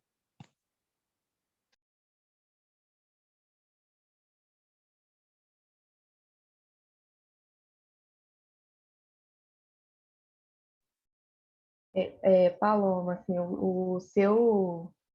a sua fala, né, foi em um contexto diferente, mas existe esse trabalho nas redes sociais? Vocês têm um perfil? Como que é? A gente tem o nosso site, né? Eu vou mandar o link aqui, e a gente Uhum. também tem redes sociais. Então, o nosso site, ele tem todos os conteúdos que a gente trabalha, e a rede social a gente tenta trazer uma linguagem um pouco mais acessível até, né? Para que as pessoas acompanhem. Deixa eu colocar aqui. A gente busca trazer um pouco essas discussões nos dois, e aí quem quiser, né, baixar os conteúdos, fazer análise, pode entrar no site. A gente também tem um canal, né, que é o Fale Conosco do Instituto, e a gente geralmente responde perguntas, a gente tem esse diálogo com a academia, para quem está fazendo um estudo, um trabalho, precisa de alguma ajuda mais técnica, a gente sempre responde, e sempre tenta manter esse diálogo, que para a gente é super interessante quando vocês, né, da academia, trazem uma profundidade maior, né? Nós somos em poucos, então a gente não consegue responder todas essas questões. Então, quando vocês pegam um dado e olha a questão trans, né, faz um aprofundamento maior, para a gente é super interessante, porque a gente consegue dar vazão, né, para essas informações que são tão importantes da gente trazer à tona e da gente discutir. Então, eu coloquei aqui para quem quiser acompanhar. Obrigada. Maria Eduarda falou que quer fazer uma pergunta, pode fazer. Se puder ligar o microfone e falar com a gente um pouquinho, pode ficar à vontade. Olá, gente, bom dia, tudo bem? Bom dia. Ah, que bom. Deixa eu falar para vocês. Gostaria de saber uma questão assim. Eu cheguei um pouquinho atrasada na reunião, então não sei se vocês já falaram. A questão do gênero, uma vez me disseram em relação à violência contra a mulher, se isso é uma questão que está diretamente ligada à questão da antropologia, em que as mulheres são vistas como mercadoria, e por isso essa violência ela se estende não apenas com relação ao comércio, né, dos corpos que são vistos como mercadoria, e com relação à perpetuação da violência, assim, será que tem uma ligação direta com isso, com essa questão de a gente ser meio que subclasse, né, no caso do machismo, essas coisas aí? Vocês saberiam me informar sobre isso? Tem dados específicos aqui no Brasil que ligam diretamente a esse assunto? Obrigada. Bom, eu posso responder se, enfim, ninguém estiver na fila, mas trazer um contexto mais geral, né? Eu não sou da área da antropologia, então o pessoal que é da área me perdoe, né, me corrija se estiver falando uma besteira muito grande, mas o que a gente tem acompanhado, né, ao longo dos nossos estudos e do nosso trabalho em relação à questão da violência de gênero, né, tem muita relação com essa questão do machismo estrutural, né, e dessa estrutura patriarcal que a gente tem na sociedade, e essa mudança, né, do perfil, né, de atuação das mulheres, né? Então, quando as mulheres saem das suas casas, né, para o mundo do mercado de trabalho, quando elas saem desse padrão, né, que essa sociedade patriarcal construiu em torno das mulheres, né, do seu lugar na sociedade, de onde elas devem ocupar, quando isso tem uma quebra, né, quando isso tem uma mudança, isso vai de frente, isso bate de frente com essa lógica patriarcal e machista que a gente tem na nossa sociedade. Então, a gente tem visto cada vez mais, né, as mulheres denunciando, né, a gente tem visto cada vez mais as mulheres falando de assédio, falando do quanto a violência influencia. Isso vai tendo uma mudança por conta, né, dessas outras estruturas que vão se quebrando, né? Então, quando a gente sai, né, muda um pouco, a gente fala um pouco dessa questão do direito privado, do direito público, né, do espaço privado e do espaço público. Então, quando a mulher acessa esses outros espaços, você tem uma quebra, né, uma ruptura bastante expressiva nesse modelo patriarcal e o quanto que isso vai influenciar no mecanismo de violência, né, no uso da força para tentar manter uma estrutura que está dada como a correta, né, que é colocada e que é ensinada, né, ao longo da vida, né, dos homens e das mulheres, né, na nossa sociedade, que esse é o correto, né, que a mulher tem que cuidar do lar e tem a questão da submissão. Então, quando a gente tem algumas quebras nessa estrutura, né, muitas vezes a resposta é a violência, né, para que isso seja mantido. A resposta é essa violência, para que esse status quo não seja alterado. Então, quando a gente tem essas rupturas, a gente vem percebendo, né, ao longo desses últimos anos, o quanto que essa violência aumenta, e a gente tem uma discussão também conceitual, né, o quanto que de fato, a violência aumentou ou as mulheres começaram a denunciar mais, né? A gente tem um pouco essa discussão de quem vem primeiro, o ovo ou a galinha. A gente é uma sociedade extremamente violenta desde sempre. Então, quanto que a gente precisa complexificar um pouco esse debate, né? Não é só o aumento da violência por si só, mas é também o aumento dos registros de que isso é uma realidade, que isso acontece no dia a dia da casa de muitas mulheres, né? Então, o quanto que é importante a gente fazer um pouco essas discussões e esse debate, né? Esse aumento da violência, ele sempre existe, né? Esses registros de violência, eles sempre existiram, e o que a gente tem visto, né, é as mulheres falando, né? O que a gente tem visto aumentar são as mulheres falando que isso não está certo e que não vai ser mais tolerado. Então, acho que é importante a gente balancear essas variáveis para a gente entender o porquê a gente tem esses booms, né, de registro de violência, e muito provavelmente não é só a violência em si, mas, né, todo um debate que a gente vem fazendo, né, a importância do trabalho de muitas de vocês, para que as mulheres quebrem, né, rompam esse ciclo de violência. Não precisa ser assim, não tem que ser assim. Então, acho que é um pouco nesse caminho aí explicativo, mas eu não vou conseguir falar da antropologia, você me perdoe, eu não tenho essa capacidade. Mas eu creio que essas relações conceituais, elas ajudam a gente entender e a gente explicar.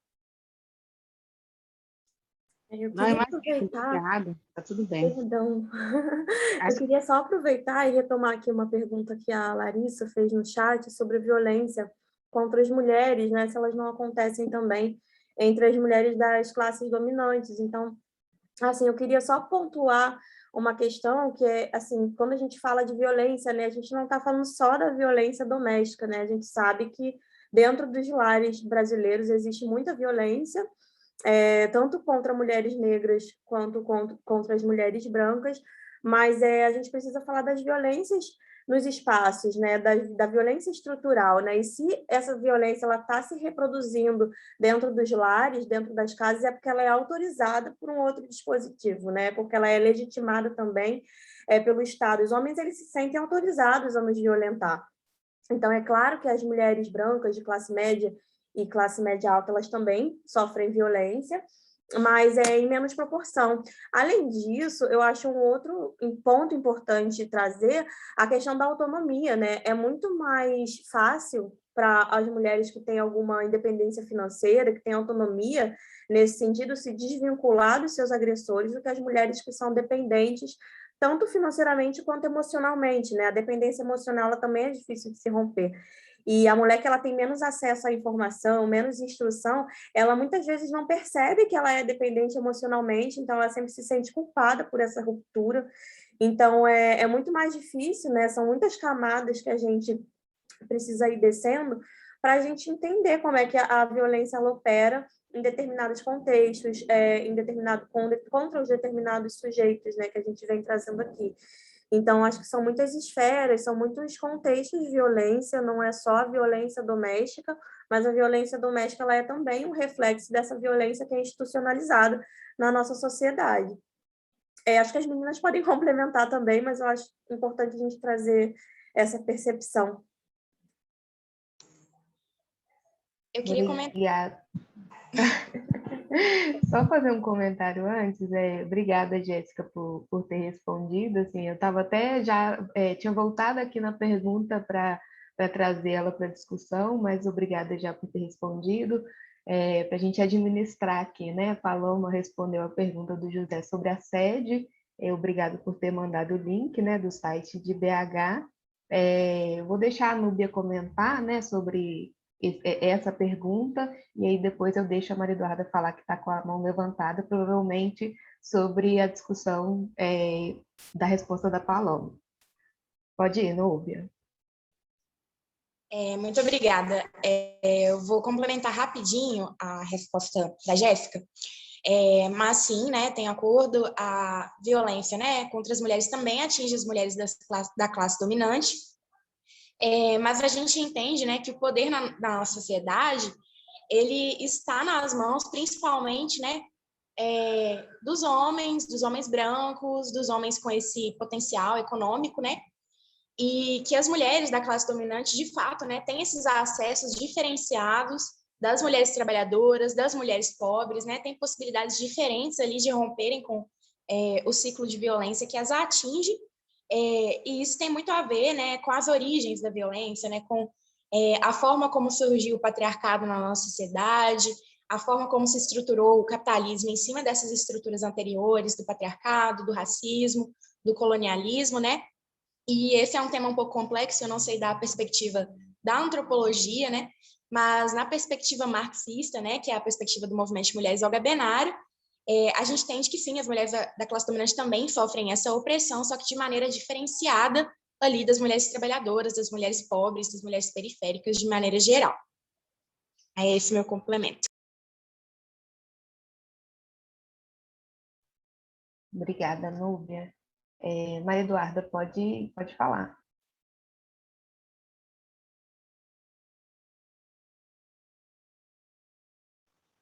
Então, obrigada, gente, por ter respondido a pergunta. Eu acho que é por aí mesmo, eu acho que é isso. Mas que eu tenho uma outra questão, e as meninas já começaram a falar na pergunta de alguém aí, em relação à violência que é estrutural. E fiquei pensando, por exemplo, as mulheres, de modo geral, agora eu não sei se é questão de classe, na verdade são duas questões. Não sei se é questão de classe ou não. A primeira seria, por que as mulheres ficam meio que são rivais, entende? Que isso para mim também já é uma violência, sabe? Essa questão da rivalidade entre mulheres, que muitas vezes, quando a gente vê alguém sendo violentado, a gente não presta essa ajuda, a gente se oculta por algum motivo, eu não sei explicar muito. E aí eu não sei se isso aí é uma perpetuação, né, dessa questão de que mulheres não são unidas, esse contexto, até porque conheci pessoas que foram omissas quando viram violência, sabe? Participei de situações assim, aí que eu estou trazendo. E uma outra questão é que com relação por as mulheres criarem criarem os filhos, né? Por que a gente consegue perpetuar ainda hoje a visão machista? Será que a gente não está reproduzindo também? Nós, mulheres, não estamos, de algum modo, sendo captados por essa visão? É isso. Obrigada.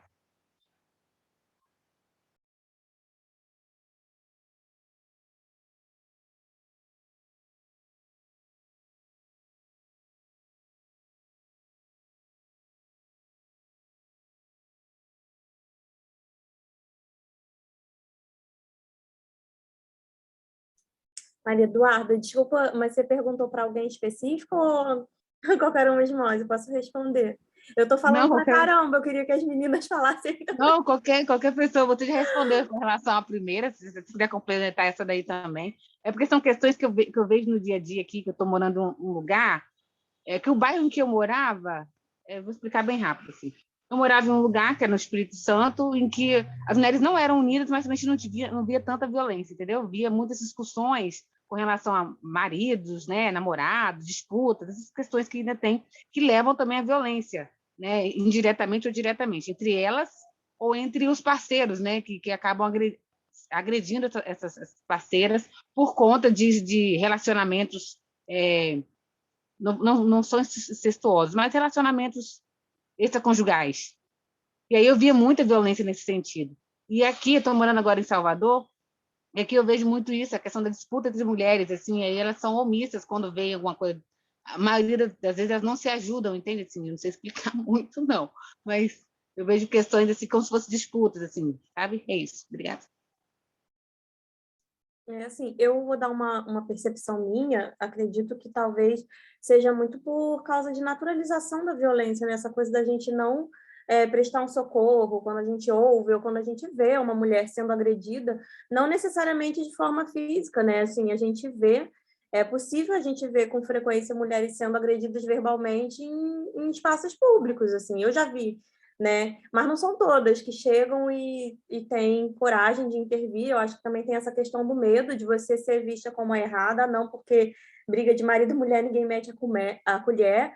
A gente ainda tem essa cultura ainda muito enraizada, que aos poucos a gente vem quebrando, né, com debates, com informação, mas ainda é muito presente, principalmente nas classes menos abastadas, né, que é onde a população está menos a par dessas discussões. Então, eu acho que há uma naturalização muito grande assim da violência, e quanto à disputa, eu acho que também faz parte desse processo, né?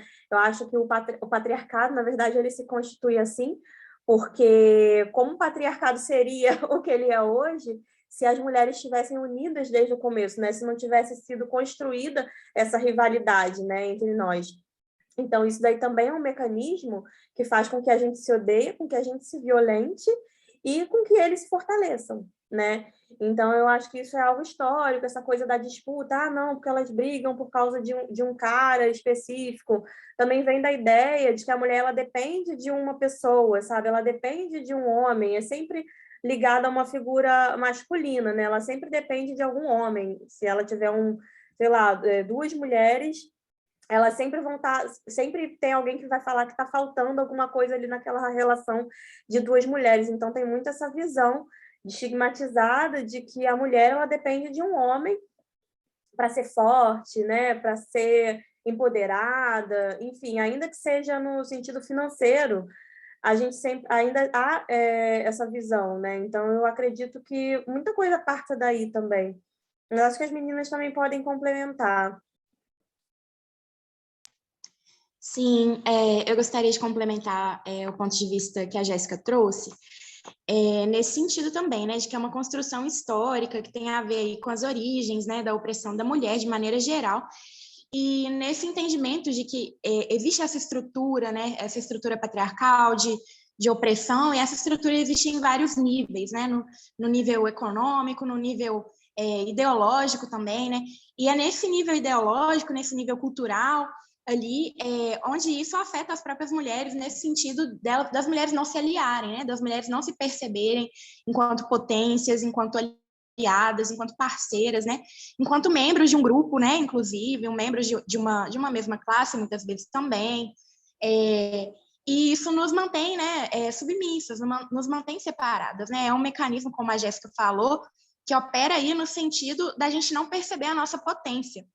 E o quanto que muitas vezes, né, quando as mulheres se juntam em coletivos como o da Jéssica, como o meu, como Olga, né, a gente percebe que coisas incríveis acontecem, porque nós somos, de fato, seres sociais potentes, né? Nós aí fazemos parte da construção, da edificação do mundo, da nossa sociedade, né? Então é muito importante que a gente lute contra isso, que a gente se coloque, né? Que a gente se coloque no lugar de estar com outras mulheres, de construir essas amizades, de negar essa inimizade, né, que é colocada aí para as mulheres umas com as outras, porque isso é mais um mecanismo de nos afastar, de nos desempoderar, de nos submeter, né? E assim, né, só lembrando que a gente não precisa amar todo mundo, a gente não precisa gostar de todo mundo, mas a gente precisa entender que é necessária empatia, é necessário a gente se fortalecer, é necessário entender a condição da outra mulher, independente de quem ela seja, se você não gosta dela, se você brigou com ela por outro motivo, mas você entender que ela também sofre violência, que vocês fazem parte de uma mesma classe e que a violência ela é isso, né? Ela é um mecanismo que ela vai tentar fazer com que a gente se afaste, com que a gente não esteja aliada, com que a gente não esteja unida para que ela consiga se perpetuar. Então é isso, eu acho que vai muito da empatia, né? A sororidade, que é aquela coisa de você entender a condição da outra mulher, você não precisa ter apreço por ela, você não precisa ter afeto por ela, você precisa entender a condição dela e entender que a condição dela faz com que ela seja tão violentada quanto você.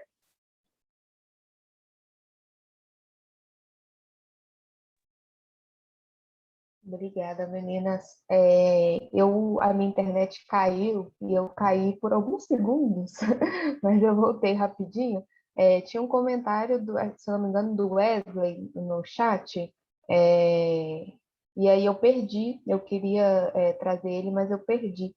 Eu Se as vou meninas conseguirem. dar uma Coloquei aqui ali. de volta. Tá. Ah, E aí, antes, só respondendo a eu não sei se é de Renata ou outra coisa, mas a gente já mandou, mas eu vou mandar aqui de novo, tá? E aí podem ler o comentário do Wesley, que eu vou pegar a lista aqui de novo.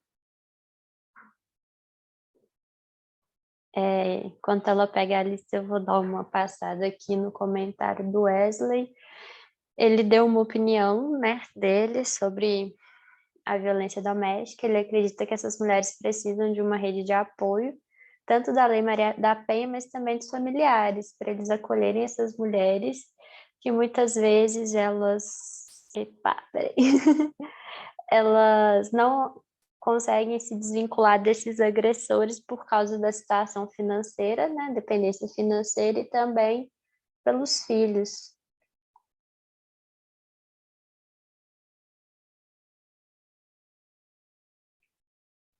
Alguém quer comentar? Assim, Eu queria fazer um comentário bem rápido, né? Acho que as meninas pontuaram muito bem, então, para não ser repetitivo com o que a gente já trouxe, e aí recapitulando um pouco o que, né, essa conexão do que o Wesley trouxe e do que a Larissa tinha colocado anteriormente, né? A gente sabe que a questão da violência contra a mulher, ela é múltipla, né? Então, o fato de você ser mulher é um fator importante para você sofrer violência contra a mulher. Então, praticamente nenhuma mulher está imune de sofrer a violência. Eu acho que isso é importante de levar em consideração. Então, a gente vê, né, no próprio mapa, né, os dados que não só distritos mais periféricos, mas distritos ricos da cidade também têm registros altos de violência contra a mulher. Praticamente todas as regiões da cidade pipocam números altíssimos de registro de violência contra a mulher, e isso só mostra o quanto isso é uma questão estrutural da sociedade, né? Isso vai respingar em todas as classes sociais, em todas as dinâmicas sociais, né? E o quanto que é importante que a gente avance em políticas públicas. Mas quando a gente traz um pouco essa questão do recorte racial, do recorte de classe, né, de renda, e aí dialogando um pouco com o que o Wesley trouxe, o quanto que essas redes de apoio fazem diferença para que para que esse ciclo de violência seja quebrado, né? Então, acho que essa é a grande importância da gente chamar atenção para políticas públicas, né? Como que mulheres que são muito pobres, né, a gente sabe que o mercado de trabalho, a informalidade, toda essa a vulnerabilidade, né, da questão de renda, ele recai sobre a questão de gênero, né? A gente tem até um estudo da Oxfam que fala, né, o quanto que o trabalho do cuidado ele não é remunerado e o quanto que isso impacta, né, diretamente na vida das mulheres. Então, quando a gente não tem políticas públicas efetivas, quando a gente não tem redes de apoio, sobretudo para mulheres que têm uma condição de financeira muitas vezes de dependência desse agressor, a gente chega numa situação do feminicídio, né? A gente não consegue sair desse ciclo de violência.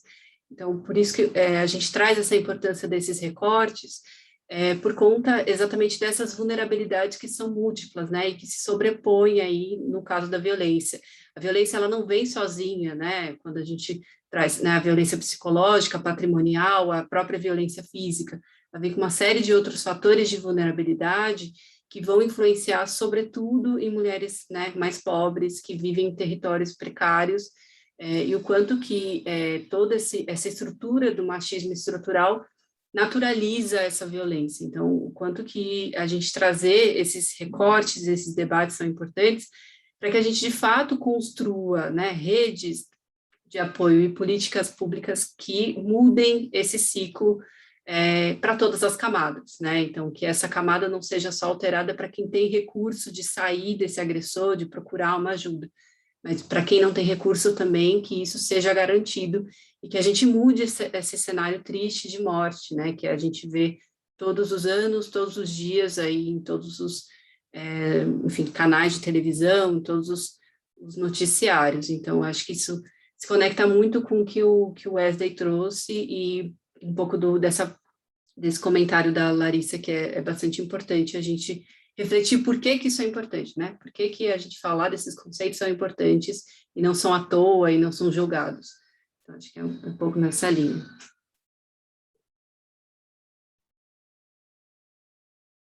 Meninas, eu sei que a gente poderia ficar aqui, né, conversando um dia inteiro, mas o nosso tempo passou tão rápido, né? Mas o nosso tempo está estourando. Eu queria agradecer muito a presença de vocês, foi muito rico. Eu estava, como eu falei, né, estava ansiosa para ouvi-las e foi além das expectativas. O trabalho de vocês é muito importante, assim, eu sei que a gente fica com aquela sensação de que ainda precisa de muito, né? Mas o que vocês fazem é extremamente importante e a gente vai ocupando espaços, né? Como a Jéssica falou, é um trabalho de formiguinha e que a gente ocupe cada vez mais espaços. A gente está num ambiente de academia, né? De universidade, e a gente sempre fala que a gente está envolvido com a formação de pessoas muito para além de uma profissão, né? Então, trazer esses debates é uma missão que a gente tem. Então, muito obrigada. Eu queria tirar uma foto não, né? Hoje em dia é print. E aí, quem puder ligar a câmera para aparecer, somente nesse finalzinho, seria interessante. Vamos, gente. Vamos que eu libero vocês para almoçar.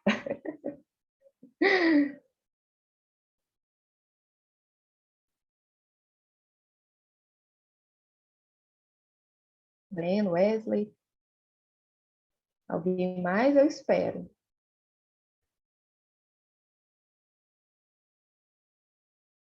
Acho que foi. Espera que alguém tem mais gente.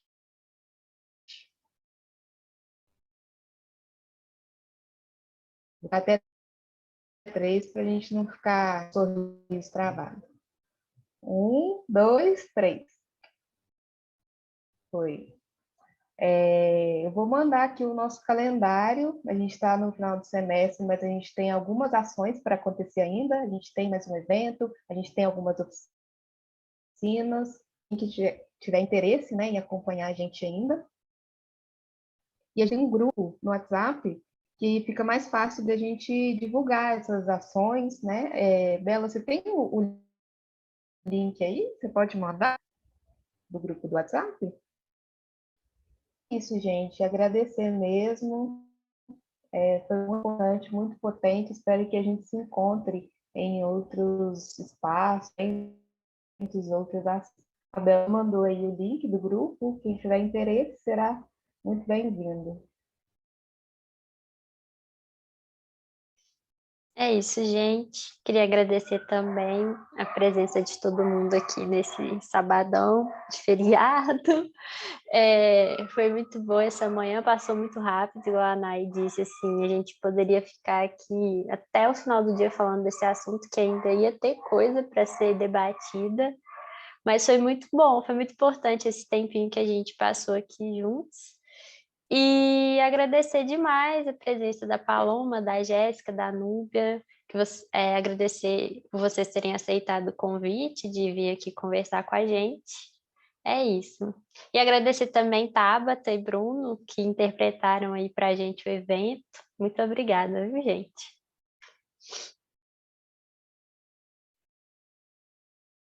É isso. Deixar também meus agradecimentos ao NAP, ao convite e ao espaço, né, de estar discutindo esse tema tão importante e deixar aí aberto, né, a possibilidade para novas parcerias, também para todo mundo que está nessa reunião entrar em contato, conhecer o Movimento Mulheres do Binário, conhecer a Cristina Martins, e seguimos juntas.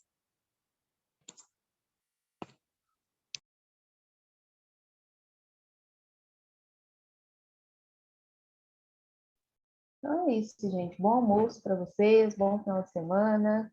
Aproveitem, descansem, se cuidem. Tchauzinho.